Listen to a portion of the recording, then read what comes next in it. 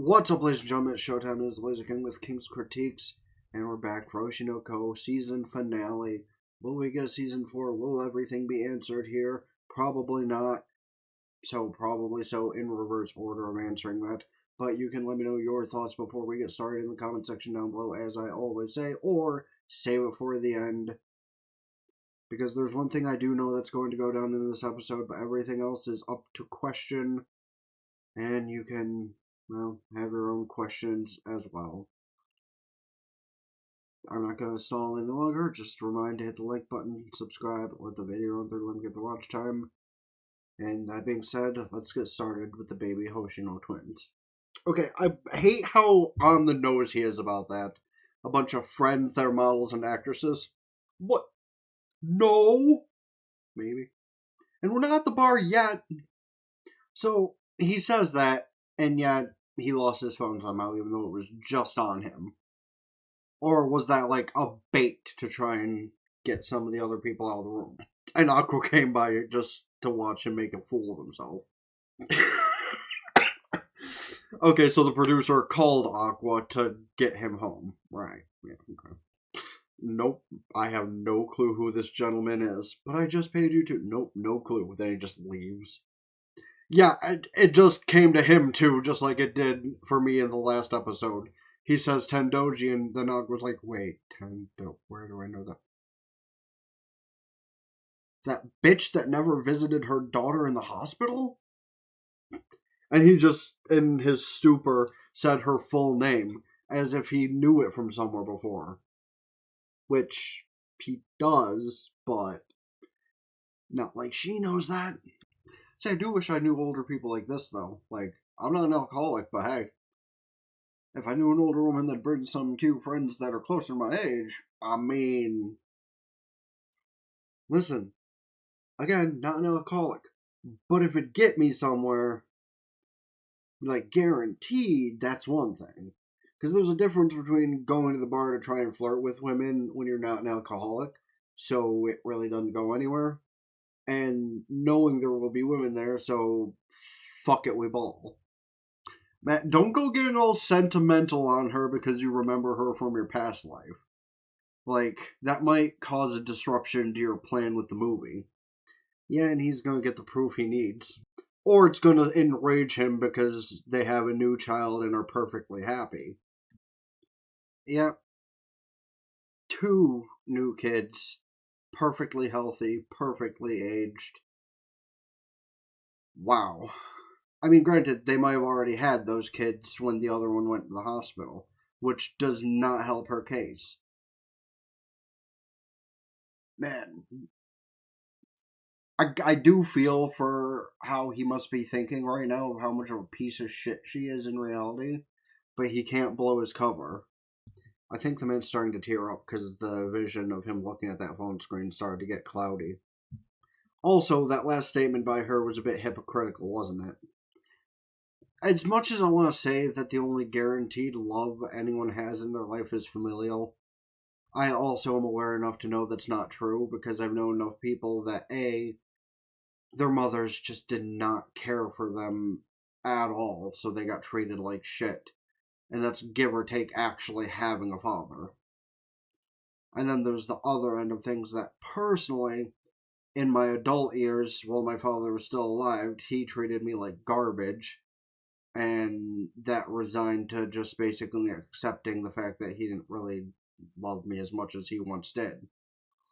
Now, may I be wrong about that deep down, and it was really just the drug-fueled mindset fucking everything up? Sure. But there are certainly times when a parent just does not love their child for whatever reason. And, like, some ends, it's really only the parent's fault. I can also give it that sometimes it's probably the child's fault, because, like, I would take you at a child that was like Damien, but, like, actually more aggressive with it instead of, like, calm and calculating with it. You know, somebody that just, like, hurts things for fun. That's the type of thing you need to, like, parent better or send them to juvie. But that's a whole other conversation. So, Was that mostly a joke, or did the artist just, like, forget to draw in Memcho's character for the final scene? Because, like, they did that with her talking to Aqua in the other episode, and, like, for meme's sake, I kind of understood it, but I feel for a 2-second scene here, they could have at least, like, done a respect, because literally right after. Done advertisement for something? Actually, really cool. Because that was a pretty good sword fight just for an advertisement. Like, why can't most of our advertisements in America be that cool? Like, when have we gotten a really cool, advertisement for anything? Because I can't actually recall any cool advertisements as of late. I think maybe there's been a couple of cool ones, but nothing immediately comes to mind that's as impactful as that, honestly. The most fucked up thing is about her coming to terms with the scene of her mother not loving her is exactly that disassociation between who she is as a person. Because as Ruby Hoshino, her mother loved her, adored her, would have done anything for her if she could have growing up. But as Serena Tendoji,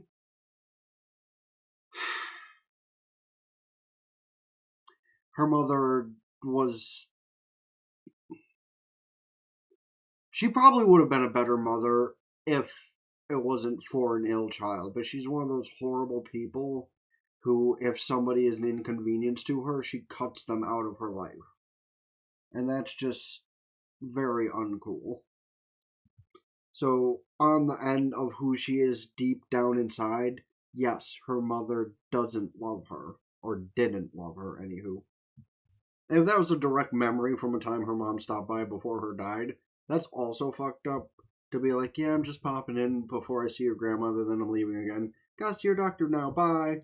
That's fucked up because you could have at least dropped, I don't know, and I love you, take care. Like, again, I'm only speaking from things that, like, logically are the things that people would say to their child. And even back then, if this was something that actually occurred before she passed on, she did ask, and mother probably left. Or gave a very blanket, of course I do. Okay, well, at least she gave the blanket, of course I love you. That's a very, not like meaningful thing, because it's not like she, moved her head around the curtain and said it directly to her. So still a little bit of a rude thought process there. Oh, so now Ruby's gonna take on the mission herself to ask her old family. This is about to get very awkward, isn't it? I don't know, just things she had done during the recent history. Also, cute look with the glasses. That's just, I don't know, I feel like he could have done more for the daughter as well, because if the mother was the only one showering the daughter with affection for the beginning, what did he do? Also, I'm gonna throw this one in there for the situation that happened with Serena going into her illness. That it is a crazy thought process, but completely realistic. That, you know, affection from loved ones can actually make you feel better. Like, I don't believe in anything to do with that piece of shit up there, but I do believe in, like, emotions connecting to your physical health. Kind of like how people say mental health connects to your physical health.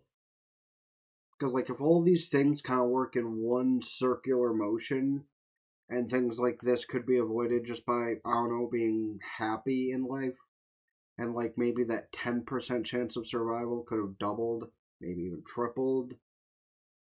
Am I crazy for thinking that? Like, obviously, I know from the perspective of somebody that is willing to take that final step at any given moment.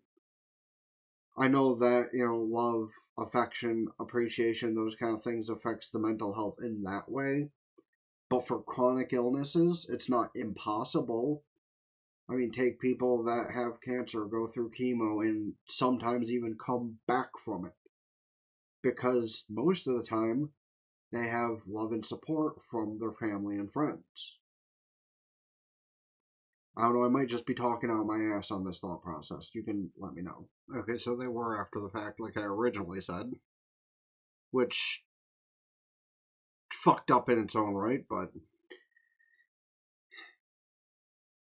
while I can't say anybody directly in my life has suffered to the degree of being moited, I can share the sentiment of that with Ruby, that a lot of people that get introduced in my life just suffer some misfortune somehow.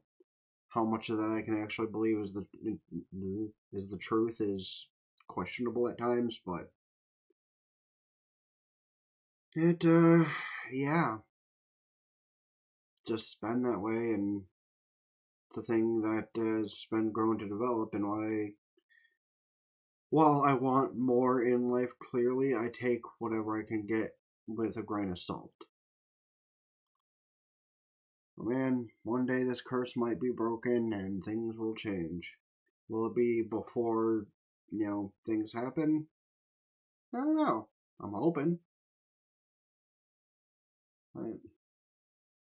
Maybe that's part of why I still linger on and hope the one that got away will give me that closure, so maybe everything can snap into place.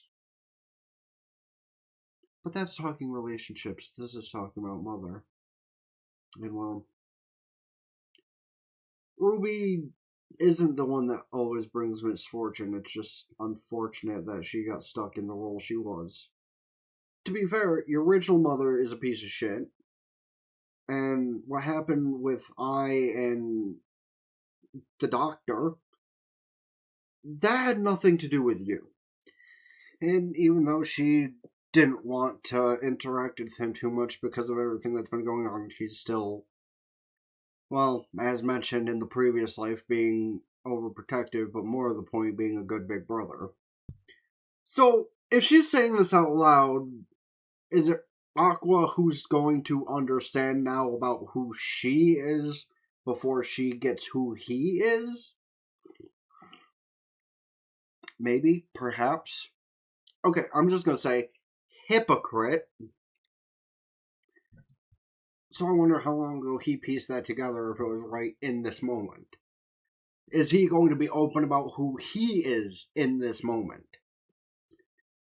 Yeah, the building blocks. She's figuring it out. Now is he gonna be honest? And yes, I realize I'm tearing up, even crying at like 2 or 3 different levels of very awkward and fucked up situations going on here. But let's be honest, the sentimentality of it all is very touching, even if it's like at least 2 ends of questionable. Well, them having their whole emotional reconnection and her like reminiscing about how she's been thinking the past couple of years and all of that is great, but now at least Aqua can be like, you only need to tell one more lie. It's almost like she planned this the entire time, by the way. Because the darkness that was in Ruby's eyes now has faded, so everything is on Aqua's shoulders. Will that help? Suppose we see. In one aspect, yeah, probably, because it's about to get very awkward, but, Again, with the artists being lazy about Mem. Like, is it running gag, or are they just being lazy? Also, those two catching them being all maybe a bit more than brother-sister lovey-dovey, kind of weirding them out. The look in their eyes, though. They're unsure of what to make of this. Okay, listen. I feel like that's a little excessive. Like, I know the conversation she just went through in her own head, but I feel like that's excessive to put out there to your friends, all things considering. Now we're in the double layer of weird territory of the show, and at least it's just the last half hour of the episode. Even he's like, yeah, I could tell her to get off, or I could just let her do whatever the fuck she wants. And of course, Mem is the one shipping them together because of all of them, she is indeed the biggest fucking weeb among them all. And, like, just taking the statement as it is, I will agree, even if it is weird. Then again, I suppose I can't call it too weird, considering some of, the most popular anime of all time make use of very similar weird things to them. I mean, literally, the twins from Warren High School Host Club did shit like that. Okay, but at least the blonde guy very well might pop up just to give his own assistance to things. Actually, I will say, if this is supposed to be like a fake finale to this, whole story, or maybe even the real finale, if we don't get Idol as the ending song, I might be a little upset. Well, replacing Kana and B. Kamachi isn't that hard, because don't you have the green-haired kid's sister that he pitched to you guys before? Yeah, I kind of figured that was going to happen eventually. I kind of thought he would have came to Strawberry Productions directly, but hey, finding her crying in the bar that she needs help is close enough. Man's trying to make a run for it. Barkeep kind of cute though.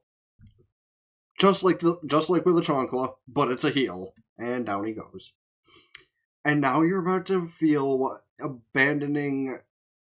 I'm not sure if he was just, her business partner or husband or boyfriend or whatever, but in any case, abandoning her for 15 years, he's about to feel a load of payback. So now we're getting random exposition with Miyako? Sure.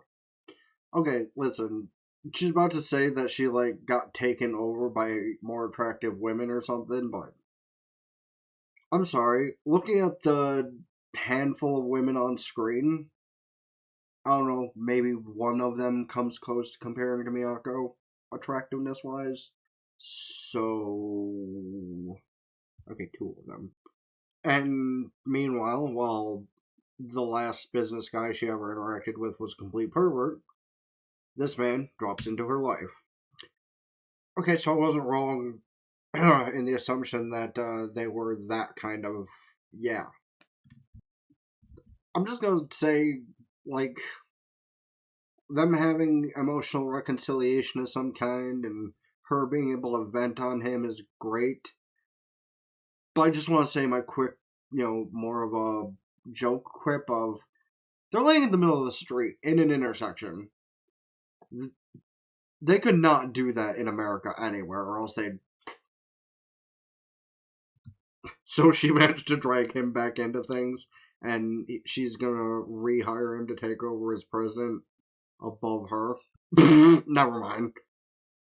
I thought she was just gonna throw him right back at the top, but nah, she's just gonna throw her ideas and she's still at the top.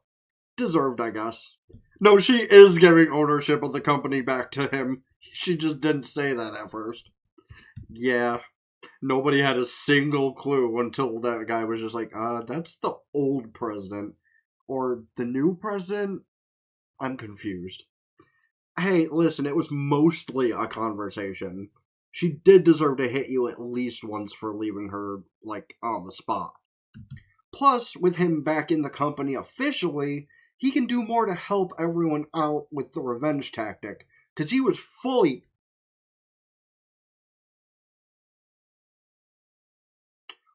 invested on the whole revenge thing that Aqua had in mind, so...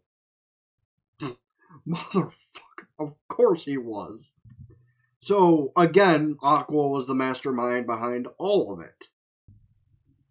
I don't know about that, but technically also it could very well help your career if Miyako is more focused on you two than everyone. Meanwhile, Ichigo's just watching her dance about what the fuck is going through this girl's mind right now? I like his idea on it in a way. It's like, she's already a huge name, so don't just give her everything that's offered to her, even if that's what you've been doing. Tell them that she'll go back to working with them when she can. Because television shows and stuff like that can always find a replacement. But when she's being looked at for a high-tier level movie, that also is a very fair thought process. Like, there's a lot of videos I watch of drama happening to YouTubers and stuff of people I've never heard of, yet somehow they have millions and hundreds of millions of subscribers. It's like, eh? And all that might be true, you did a good job to keep it alive. he tried to be very sincere and complimentary, but why does she have a plunger? What is she going to do with that? Okay, that's what she's going to do with that. Yeah, because it'll get his father to come out into the open. Nope, he made a change of plans to make it a bigger deal.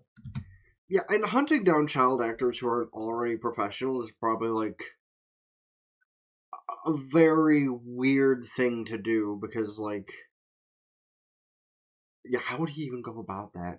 Unless there's already big child actor names, in the prefecture or whatever. How is he going to find somebody for the part? The first feather he saw drop, he was probably like, what the fuck do you want? So, this brings up what I asked in the other episode. Why was I half expecting him to lift her up and dangle her over the fucking gate? Just like, so if I drop you in the water, what will happen? Will you just vanish and reappear somewhere like you usually do? Or are you going to sink like a fucking rock? Why did I have the thought that he was going to ask her to play one of the child roles? And she was completely taken aback by that. That's where we end the season? Yeah, okay. Sure. So he finally showed Ruby her DVD? Fuck you. No, legitimately, fuck you. Oh, that is such a cock.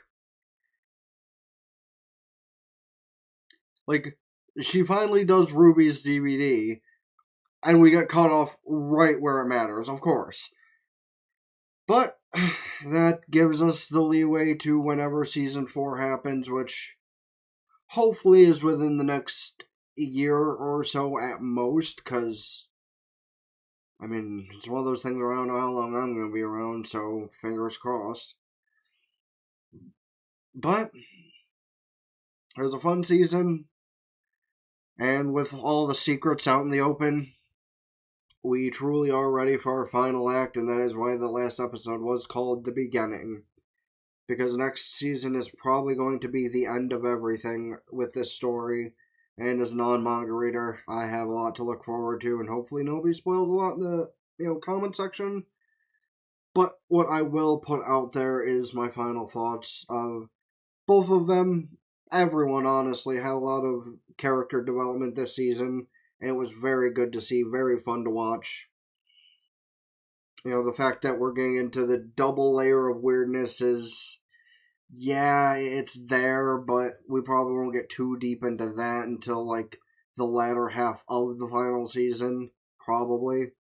We've seen their father take another life, and, well, he's one of the biggest pieces of shit in this show other than that producer. Because isn't the producer of the thing also the tabloid guy that was about to ruin Kana's life just for funsies? But it did help Aqua open up the gate into this hell that they're about to walk into. So all the pieces are there for things to finally go down. And the more insane part is he asked that random child who's been harassing him, who may or may not be a god of some kind, to act in their movie. So can't wait to see where that's going to pan out either. But hopefully they answer both of the questions that they ended on cliffhangers with at the beginning of the next season. That being said, I can't wait for season 4.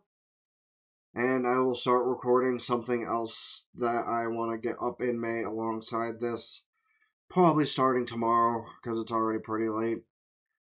But you can let me know your thoughts on the episode, the season, the show as a whole. Your thoughts and predictions if you're not a manga reader either in the comment section, as well as, of course, about any other shows, movies, etc. I should check out this season, next season, or in general. Because it's always encouraged and appreciated for input from other people as for projects I could take on.